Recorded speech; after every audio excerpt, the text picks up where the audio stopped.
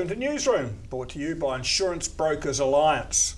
This is where we talk about everything that's going on around the country, the things in the news, from our perspective. This night, the perspective of our panel, Hunter Andrews. Welcome back to the panel, and Karen Arnold. Nice to have you with us, Karen. Thank you. Big news this week, of course, John Banks, Hunter. Yes, well it was. Found guilty of? Well, I think it was electoral fraud, wasn't it? But misrepresenting where his donations had come from, signing off on a form that he shouldn't have signed off on, although he denies, of course, of any wrongdoing, but the court has found otherwise. And interesting that the spotlight's now on the police as to why they hadn't investigated or deemed it unworthy of further investigation initially until a private case was brought, a civil case was brought against him. So and when it was, I think it was Justice Wiley then, wasn't it, who said there's definitely a case to own, so it didn't seem to be too much humming and hawing and John at all. Banks contested that too, and he failed to have it overruled. Right. There's a general lack of willingness for prosecutions of a whole lot of sorts. I think it was prior to the, it was a by-election or something where David Cunliffe was seen tweeting, you know, don't forget to vote. Yes. So those are all the same breaches of electoral That was law. Christchurch East by-election. Someone said, look, if you're going to start looking at what politicians have done, then bring it on, because there's lots of problems out there. Well, I say bring it on. If there are, then they should be obeying the rules. Exactly. Because there's no point having rules if they're there to be broken without any consequence. So, I with this John Banks affair, you know, I think it's a sad end for a man that has given a lot to the New Zealand community.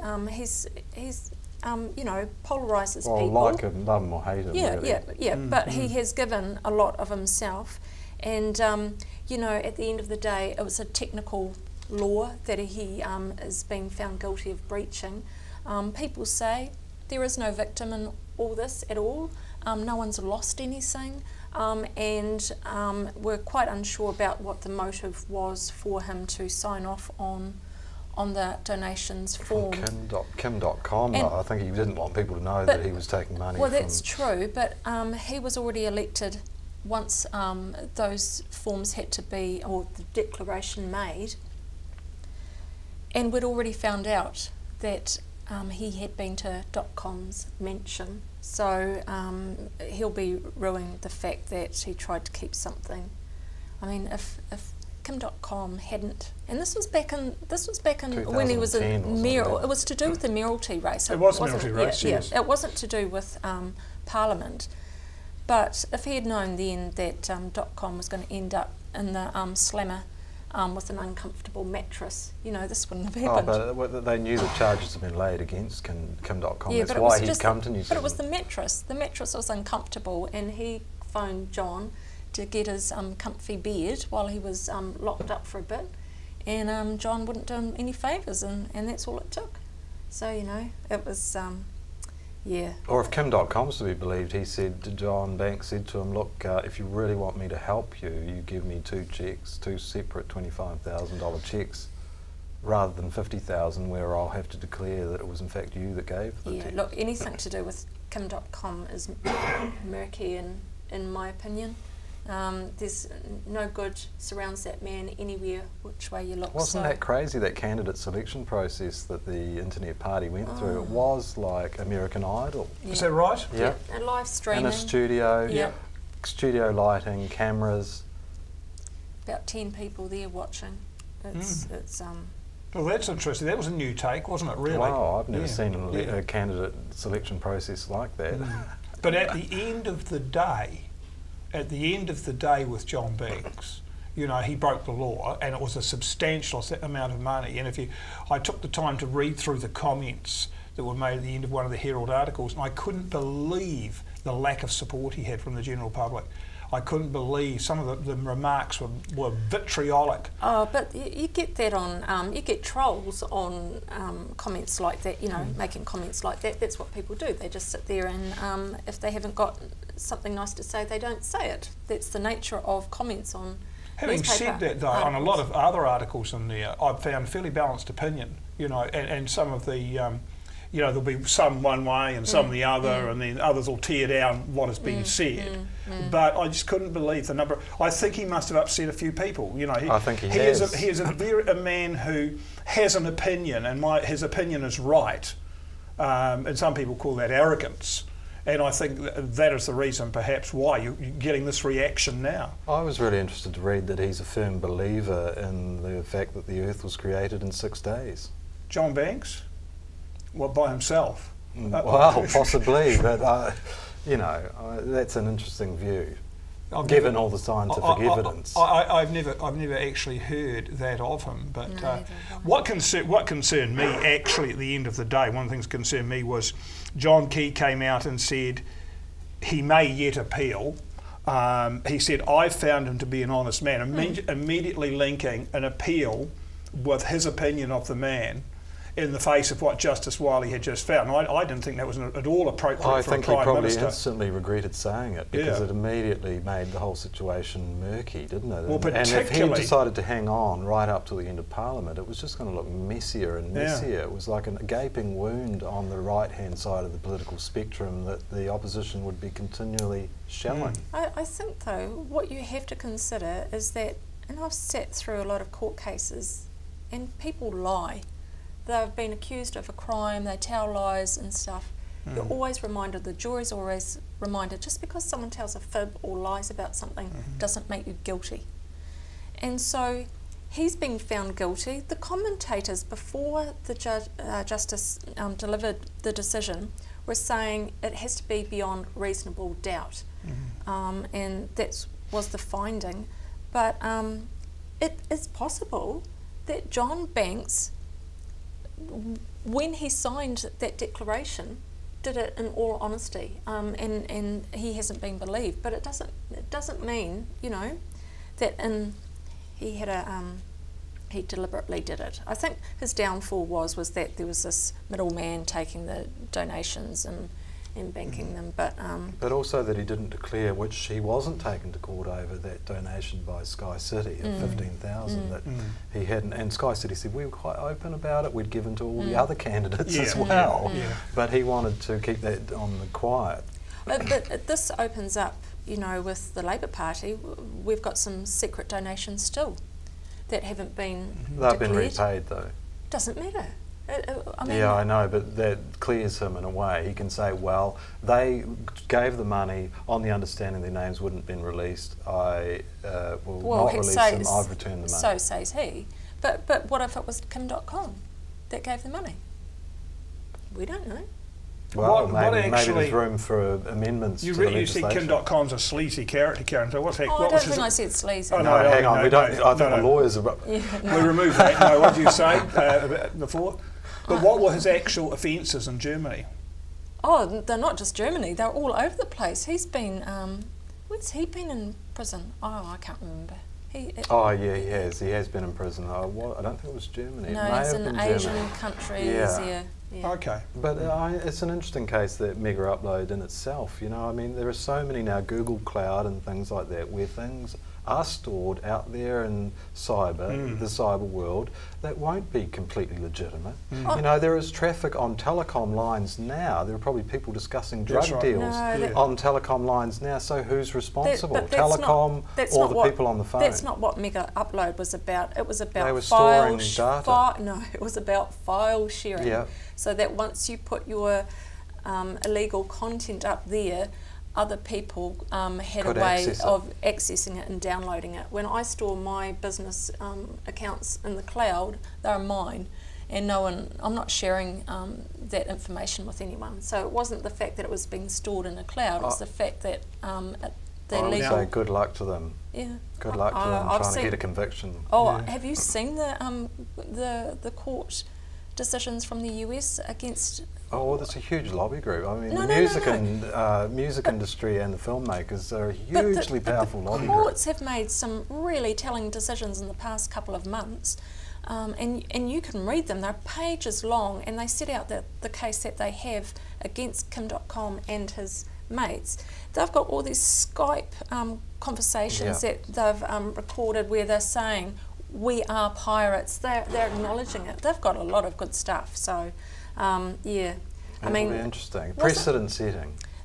Well, New Zealand was just so boring until That's Mr. right. It was a very boring place, wasn't it? Well, Yeah, no, he still says it's boring. He's All his it's international lightened it friends up. come over and there's nothing for them I to can't do help here. thinking the whole thing with Kim.com is this is going on all over the world. Everybody, I mean, the kids at school tell you can just download movies from wherever you want to.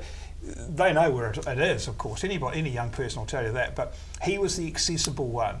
So he's in New Zealand, and so the idea was, well, you're not going to be able to get in some of these other ones in court because they're in various Asian countries with no extradition agreements, but here he was in New Zealand. They needed somebody to go after, and so it was him. And of course, they mucked it up right from the start. I mean, it was just the whole drama surrounding of how his house was raided and whatnot. To Kiwis who've got a great love of freedom and human rights and stuff like that, immediately it became quite clear that some of those were being flagrated, and so it was a bad decision from the start. The guy's a fraud. He's a convicted criminal. He's come to New Zealand, tried to buy our country because we are good, decent, naive people.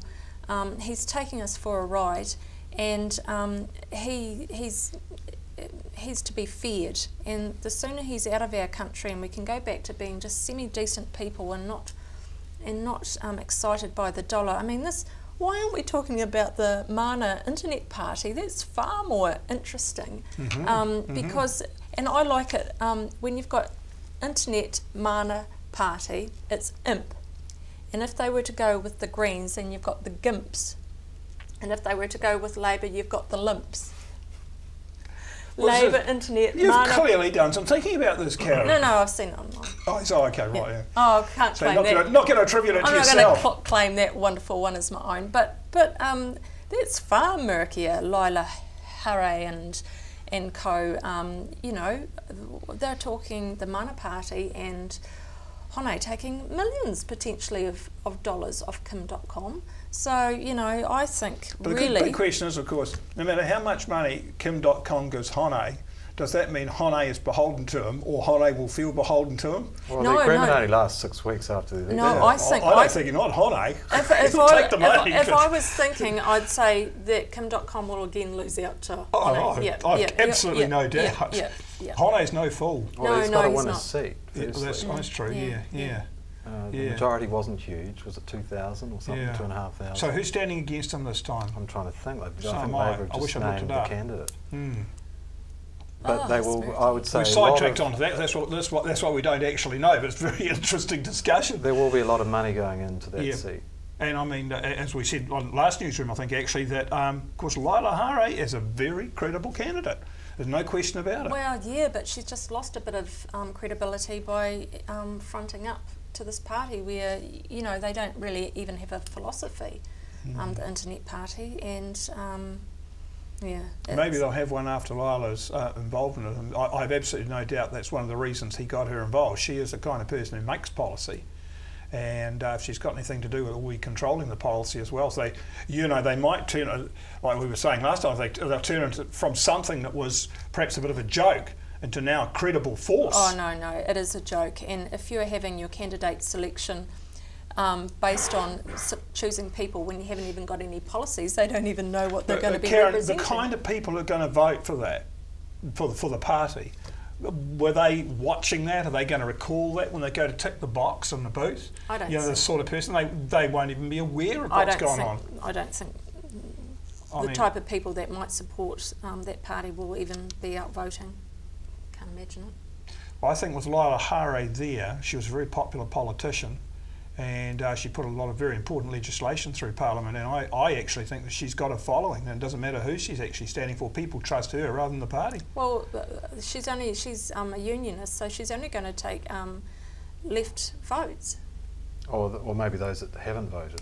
Well, I can't. What about the police's role in this whole thing with we were saying before the John Banks thing? Do you think now that they're going to be obviously people are calling for an investigation? I see that Andrew Little was calling for an investigation from Parliament the other day, and do you reckon is it going to change the way in which they act in situations like this? It was pointed out when the cup of tea between John Banks still involved, and the Prime Minister, that the police were urged to investigate the whole thing, I remember, with absolute urgency. Well, they did it with urgency. I would hate to think that our police force are tied up with putting resources like this into such investigations. I think I saw in the news the other day that the Electoral Commission had actually asked to have more powers so that they do the investigations, etc. Because we've got enough going on without having precious resources tied up. Does that seem more sensible to you? Of course it does. Well, they're the ones with the knowledge, aren't they? Yeah, they are. And the wherewithal. I mean, why would you have your police force investigating such matters? So that's what my preference would be. Yeah. Interesting. Oh, and Jamie White, who was in the city yesterday, the leader of ACT, saying that there were a lot of ACT members that felt that John Banks and Don Brash had sort of hijacked the ACT brand and were more national anyway, and they're looking forward to, not looking forward, but rebranding and re-establishing themselves on that far right of the political spectrum. So this guy Seymour and Epsom, let's see what happens there. It sounds like a deal's already been done. And then look at the strategic voting that Labour voters did last time. They actually voted for the national candidate because they knew if they didn't that the possibility was that ACT would, which they did, secure the seat. So let's see how strategically that electorate votes. I think that's really that'll be interesting. But then all the boundaries have changed now too. Not too much, I don't think. I think it's not. I think they're hoping it's not enough to. But let's look at the wealthiest seat in the country, and see where they vote, and whether that Labour and Green vote. They vote strategically not far off, for the national. We're getting close to the point, the time now where we're going to be talking more about the election. Well, it's 3 months now. 3 months, and we're going to see some, I guess, some building up of the electoral campaigns and more things being said. But like you were saying about the extreme right, we don't have an extreme right at the moment, really, do we? Unless ACT really rebuilds itself, as you said. We've got plenty on the left, and we've got the middle, which would be claimed to be National and Labour. But as far as the extreme right goes, there's not a heck of a lot. I suppose you could call the Conservatives that, but they don't hold any seats in Parliament at the moment. Well, not yet. No, do you think they might? Oh yes, I think a deal's going to be done there too. So tell us what you think. Colin Craig, I think there was one of 3 seats in the Auckland area that he's targeting. Okay. And he's well resourced as well. He's a he's got a lot of multi-millionaire. money. And let's see how that campaign goes. And it does make. I mean, money does make a difference up to a certain level in this country. In actual fact, the Conservatives candidate got a lot. At list anyway, here include the Southland, got a lot more votes than ACT did. And then you've got the Civilian Party promising ice cream and llamas. And llamas. And llamas. So that's going to appeal. Well, that's MMP, isn't it? They are going to take the votes that McGillicuddy Serious actually wants, basically. Or those that despair in the democratic process. Exactly. I think those parties need to be there, Karen. And they need to be there because there's sometimes voters out there who do despair and they need something bizarre. And speaking of the bizarre, we're going to go to a break soon, but there's something very sad which we need to acknowledge at this time, speaking of bizarre things, and it's the death of Rick Mail. Oh, yeah. I know, for those of us who've been Rick Mail fans, it's just a terrible tragedy. And I was speaking to my younger colleagues here, and they had no idea who he was, and I had to bring up a bit of YouTube of the young ones. The young ones. There was a wry smile, but I think his best work was actually Filthy Rich and Cat Flap, which was Nigel Planer himself and Adrian Edmondson. But none of that's been brought up. It's all about Bottom and Young Ones. But I like Lord of Flash Lord Flash by nature. That's right. He was pretty cool. She's got a tongue like an electric eel, and she likes the taste of a man's tonsils. And where he played the Member of Parliament. What was that? Alan Bastard in the New Statesman. Where they absolutely took the mickey out of, like as we see in British humour, they take the worst side of in this case, politicians, and just multiplied the thing so it was obvious for everybody to see. But, he's part of the Fabulous Four, really. Adrian Edmondson, comic strip, Dawn French and Jennifer Saunders, and so they've been writing together for a long time. So I like the quote from Adrian Edmondson. He said, they used to be writing things and they'd nearly die laughing. He said, and now he has for real, selfish bastard. And that's how it is. On that note, we're going to take a break. Stay with us, we'll be back.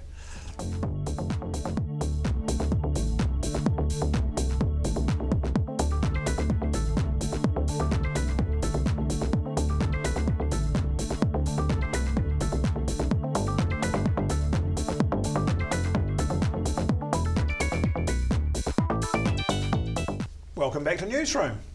Karen, I want to talk to you about the report that's been commissioned by the Invercargill City Council regarding the A to B boat race. Now, you had something to do with this report actually being commissioned, didn't you? So no, it wasn't quite that. What happened was the Invercargill City Council, as you know, the last council from the previous term, it gave money towards the A to B yacht race. How much approximately? Well, it wasn't known. Right, we okay, knew that right. it was in excess of $100,000, and of course it was touted as being the next best thing for Southland. Dozens of yachts were going to travel, we were going to make lots of money, and it was going to be just the best thing since sliced bread for the region. And then suddenly, just several weeks ago, the Mayor announced that it wasn't going to be going ahead, and it was really just a feasibility study. And at the same time, Councillor Peter Kett, who's in charge of the events committee at the City Council, he had been asked to front up with some more money towards the yacht race, and he declined. And he'd been asking Chief Executive Richard King for a report into where the City Council money had gone, and he'd been doing that since December. And I'd been asked by several people, what's happening with the A to B? And I thought, well, I don't know, and we should know. So I sent Chief Executive Richard King an email a few weeks ago, and I said I'd like a report done. And basically I said I'd like to know how the whole A to B yacht race idea came about. I want evidence of due diligence done, copy of feasibility report. I wanted a copy of a cost benefit versus risk analysis report done. I wanted to know what had happened that the race now wasn't going to be going ahead, and I wanted to know where our money had gone, who it went to, and how it was spent. And Fair enough questions. They were good questions. They had to be asked, and the response I got really was, look, there's a big pile of papers on my desk, Karen, you're welcome to come and rifle through them and have a look for them. So Councillor Kett raised it as urgent business a couple of weeks ago at a council meeting, and I stood up in support and said, look, I've asked for it, I've been told, just look at it yourself. And at that point Mr King was really backed into a position where he had to say, yeah, I'll do a report, you'll get it. And so that was given to councillors last night after our council meeting, just so that we could have it first. But my understanding is that the public should be able to have access to it from today. So I haven't read it as yet. It's quite a sizable document with all those reports and whatnot, so I really want to have a sit down over the weekend and go through it. But for me, it was really important that we just get that information when it was asked for, because what upset me more than anything was that a councillor could continue to ask the Chief Executive for information, and Peter Kett was just fobbed off. So I'm pleased now that at least we have something here. So it's good to know the process works, that you are, checking up, looking after people's money, and probably, I mean, you're going to read through the report, all the information's there as to where it went and everything like that, but the process is there to find out. My point was that if you're taking ratepayer money and you're making decisions behind closed doors, and then you're saying, hey, this is a great thing, and then all of a sudden saying, well, no, it's not, and we'll just forget about it and move on, it raises suspicions, and the more you don't want to uncover things, the more people become suspicious, whether rightly or wrongly. My feeling or my understanding is that it could be as simple as the City Council last term got excited about the proposal because they A, thought it was a good idea, but B, the government said it would put money towards it as well, and so that gave the idea some legitimacy. So they've thought, oh well, if the government are keen, then we're keen. But of course the government tagged their funding with KPIs and said, well, you've got to reach these targets before you get this amount of money. And rather than saying, okay, we've got this idea, government and the council going in jointly just to see how far we can take it, it was, oh, it's going to be the best thing and 30 yachts are coming, and so we overpromised basically and underdelivered.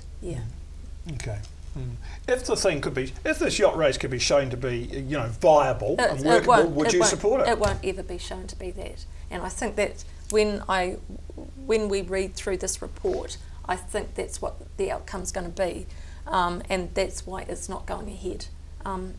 It can't be viable. You've got to have entrants. You've got to have people willing to bring their yachts, so you can have all the will in the world for something nice to happen, but you've got to have the people competing. Yeah. Okay. So I don't think it will ever be viable. Do you think it will ever rise up from the grave, Hunter? There will be no Phoenix. I think Tim should have listened to Ruby. Yes, I remember Ruby. When she phoned. Yes. Advising against it, and it's interesting. The same gentleman who proposed the race, whose name escapes me. From down here or Auckland. So it was Raoul Butler originally from Bluff that was linked to it with Murray Francis.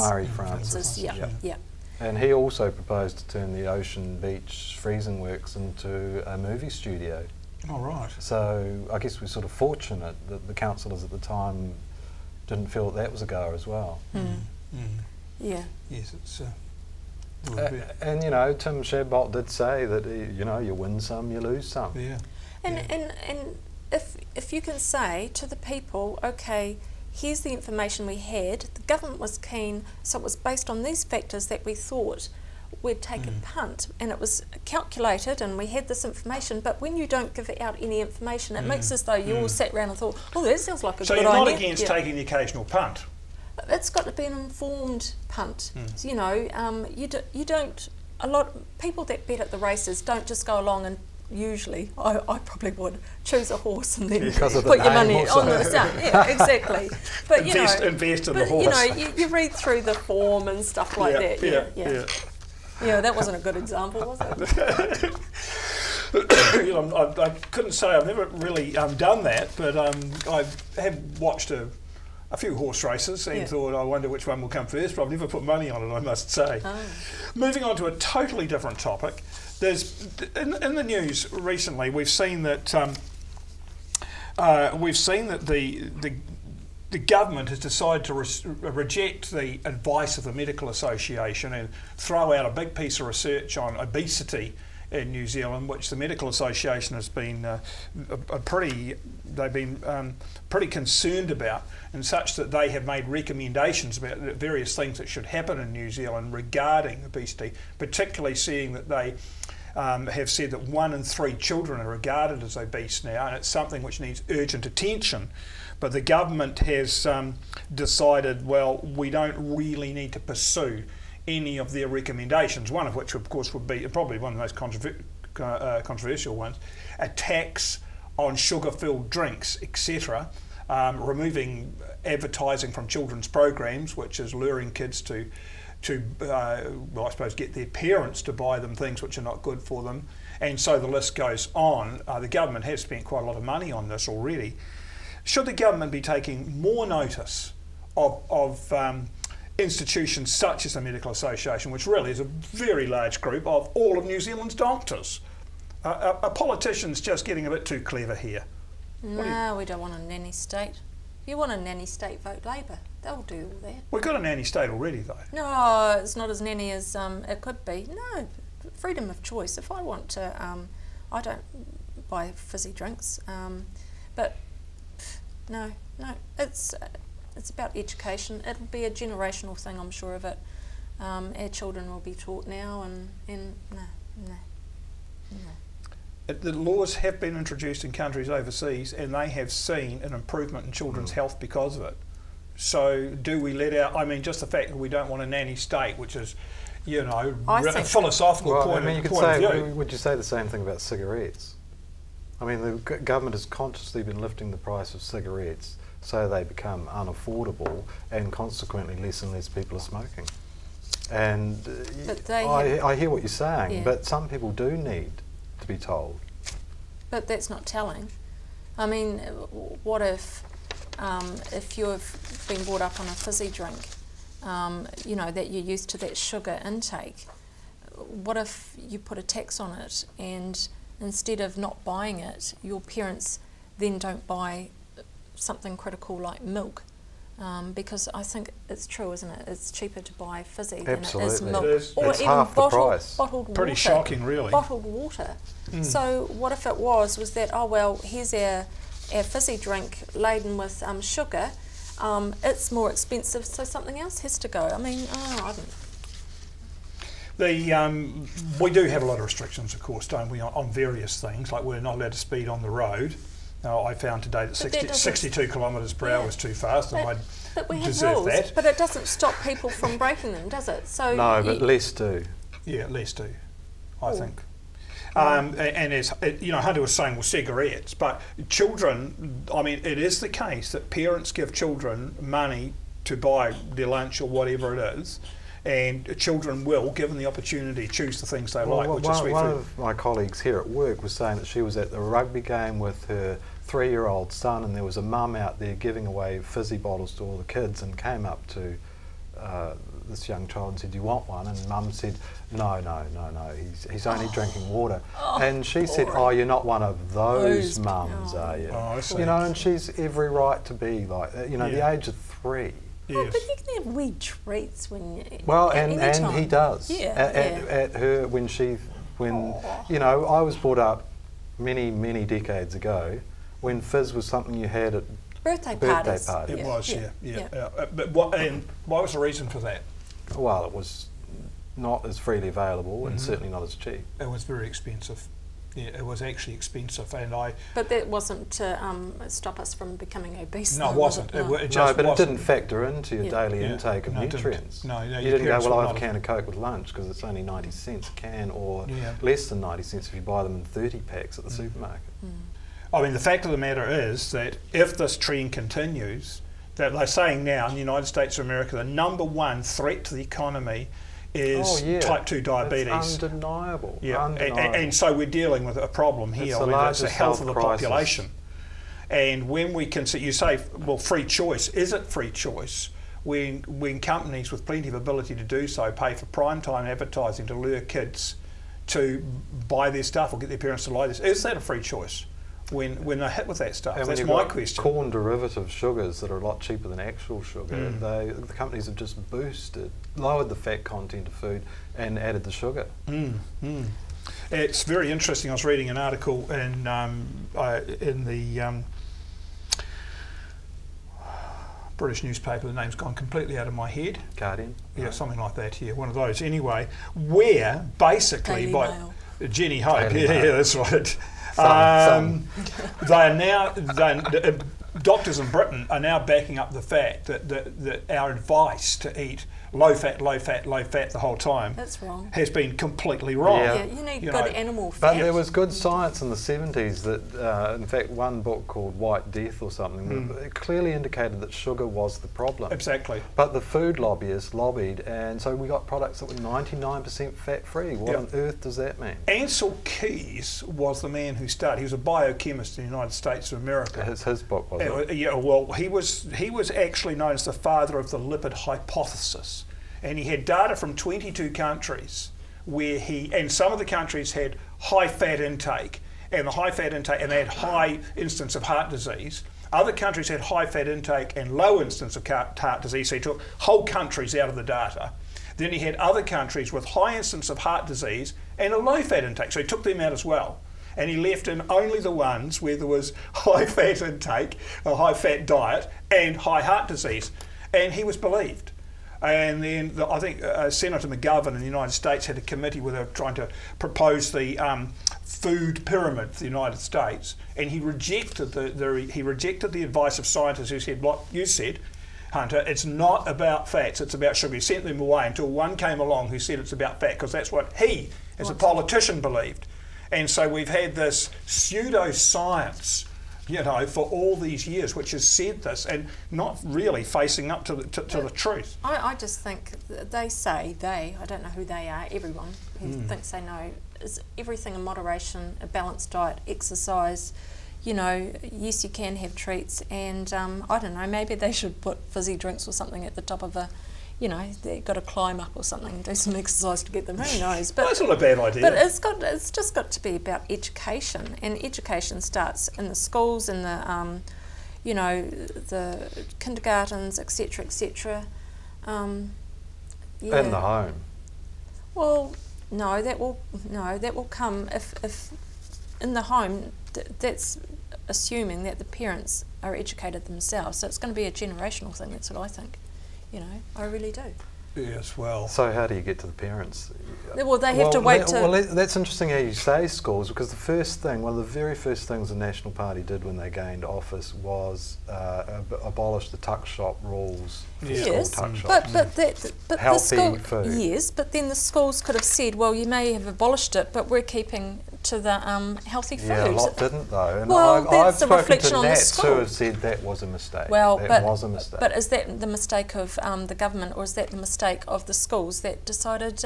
Well, I think if the government, that's a classic example of actually having to have legislation in place so schools will act responsibly. Well, if the schools can't act responsibly, then who can, really? At the end of the day, we're doomed. We've had at the end. We're yeah. all going to be fat. At the end of the day, it's a question of when you have legislation and when you don't, isn't it? We have legislation against cigarettes. We have legislation, I believe the wrong legislation, but however, legislation on when you can buy alcohol.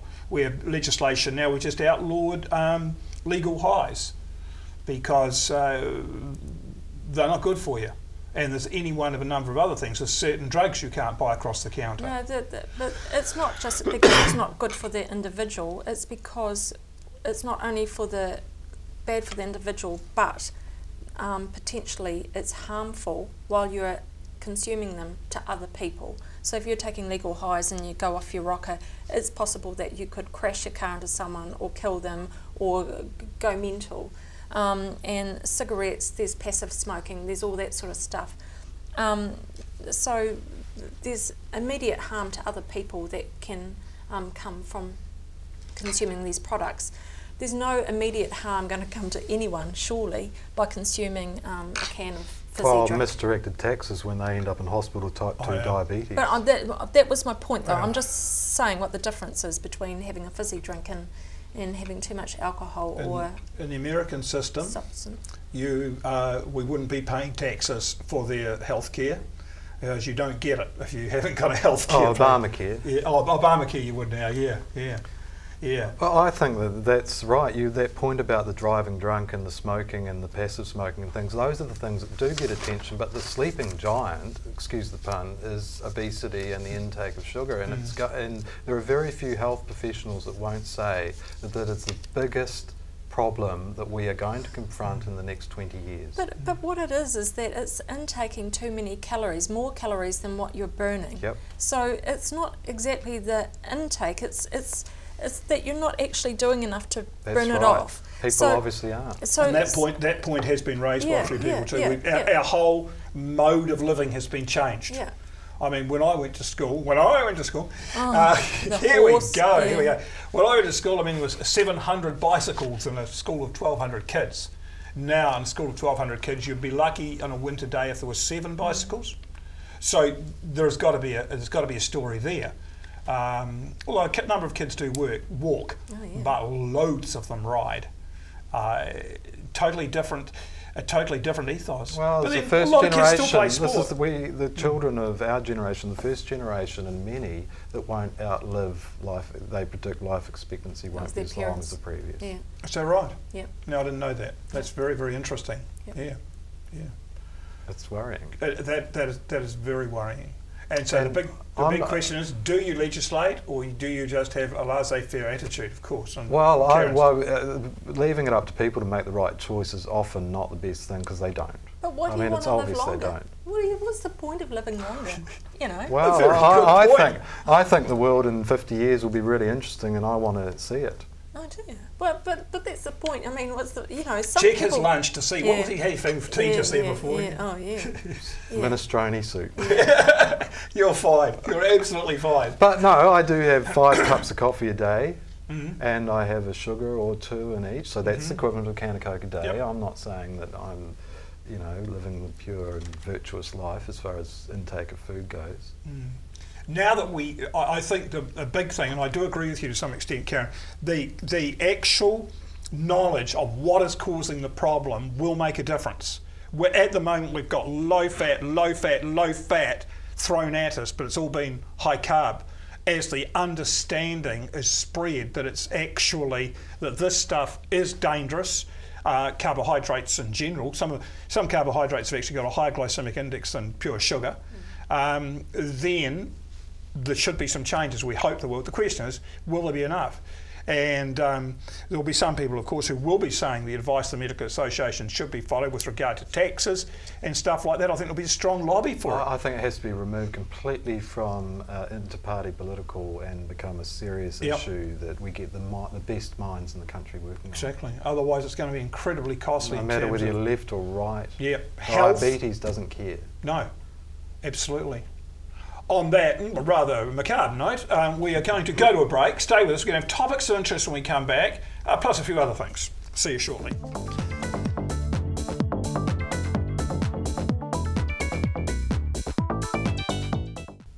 Welcome back to Newsroom. Topics of interest now, and we're going to go to Karen first. Karen Arnold we have on the panel tonight, and Hunter Andrews. Thank you, Bill. Well, my topic of interest tonight is very close to my heart. June the 28th.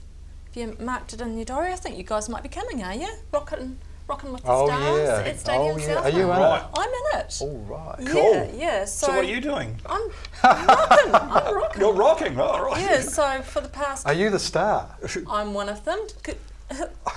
Yeah. Shouldn't have had to ask. Exactly. So I'm one of the 10 people that are going to be performing a rock and roll dance in front of a crowd of potentially thousands, and it's all for a fundraiser for Hospice Southland and with the Invercargill Rock and Roll Club.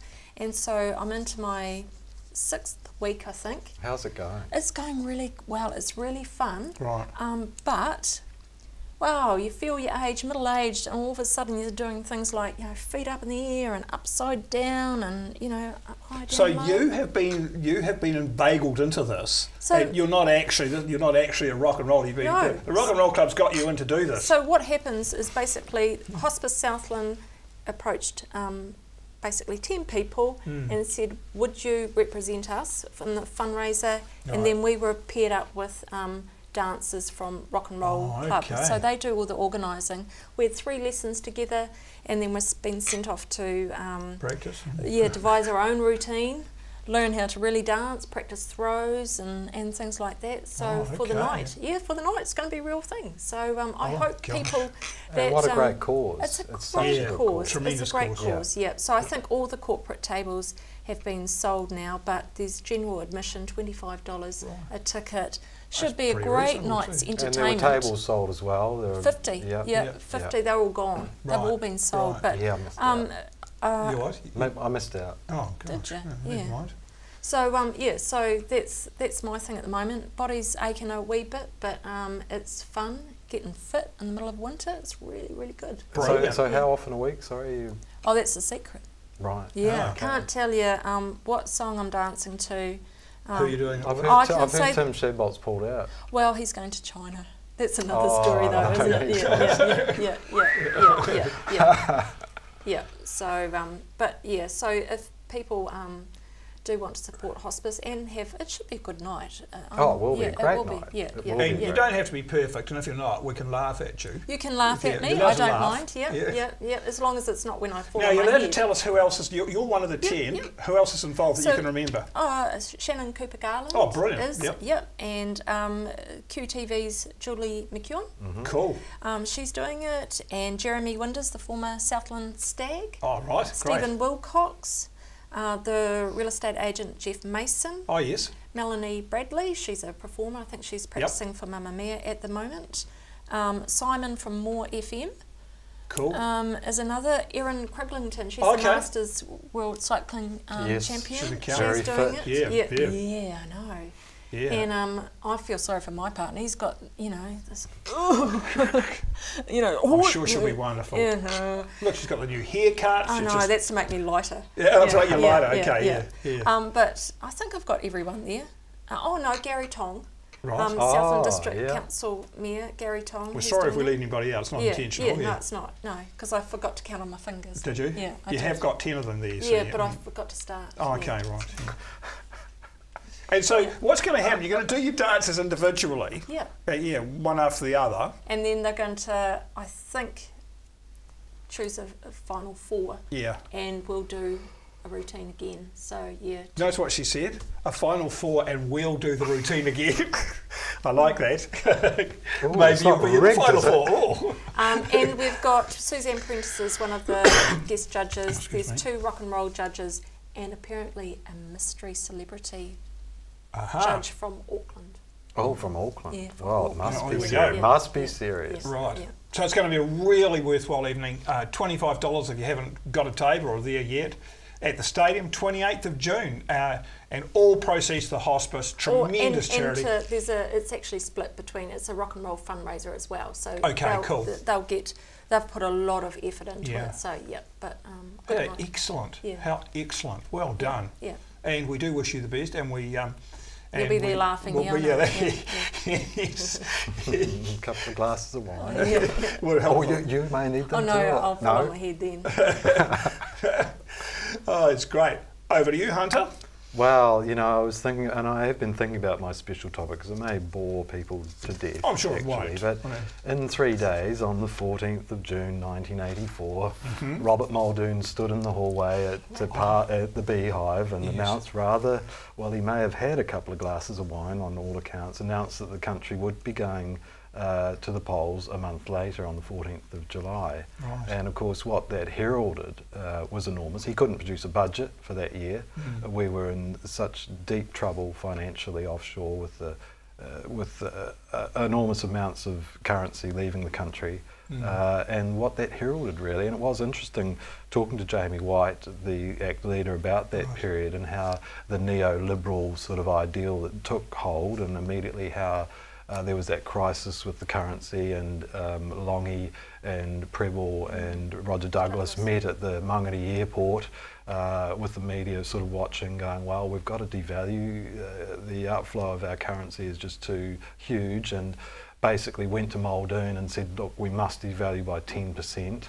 Muldoon went public and alerted the world to the fact that we had a foreign currency crisis. Yes. And refused to actually devalue the currency.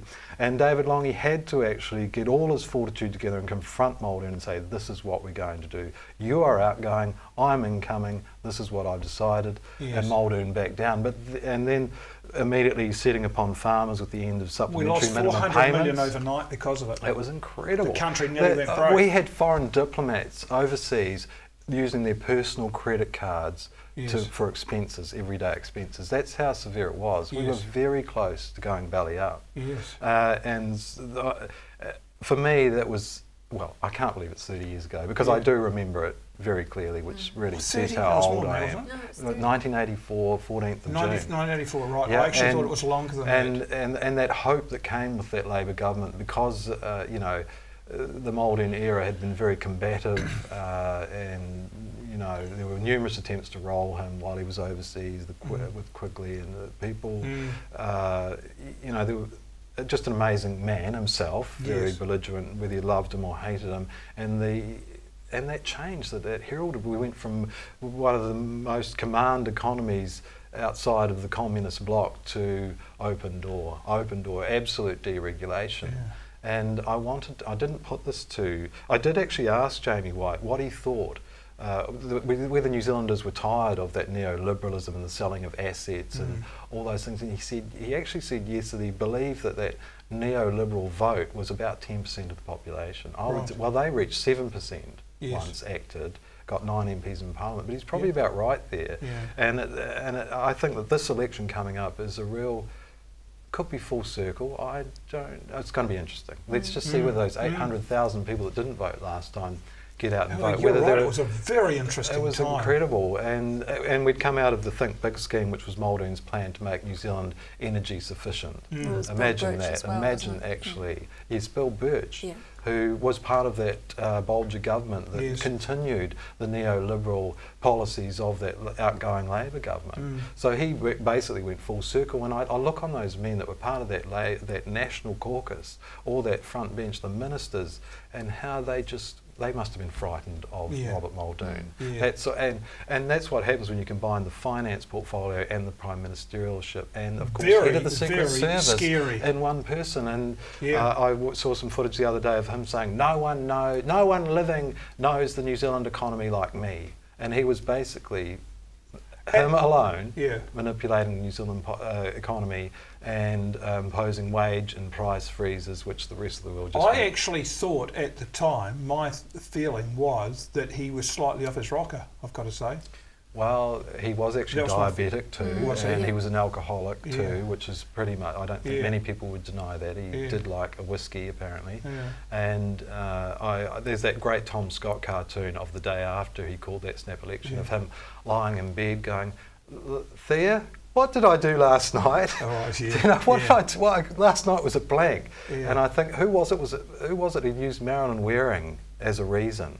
I think that she wanted to cross the floor on and vote on, was it nuclear legislation or something like that, and he used that as an excuse that he didn't have a mandate to govern, so he went to the polls. And consequently, he spoke to enormously empty halls, whereas everyone used to go to see. Well, I can remember voting for him in the first case. Were you a teacher then? Well, no, I was not. So that's 75. Well, the first time I ever voted, because 75. I saw him as a person who could write some stuff that was you know, he had some great ideas, and it was really only at the end. I mean, he as you say, the price controls and stuff like that. I think that Robert Muldoon peaked in the mid to late 60s. Yes. I think, and maybe early 70s as well, because he introduced decimal currency, took over from Harry Lake, who died prematurely as finance minister.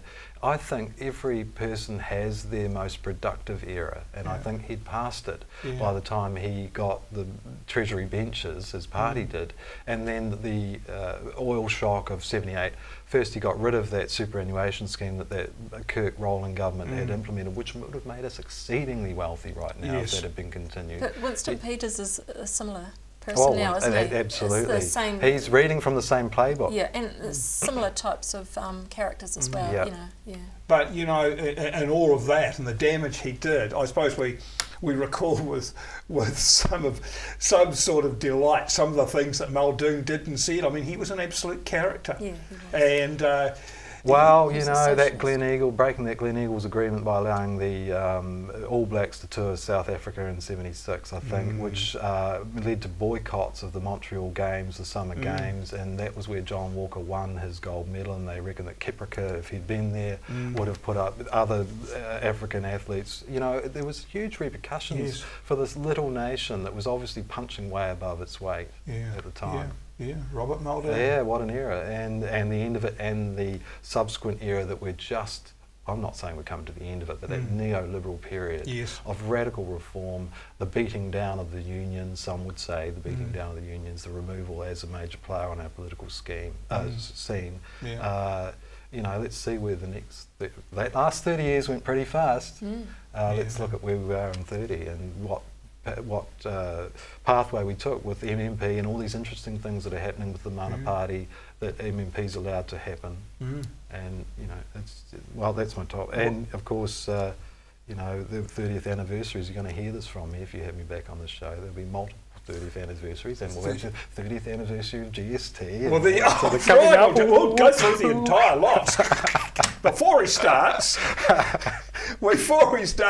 thank you for watching us. Thank you. What was your topic? We're out of time. We're out of time. That's fine.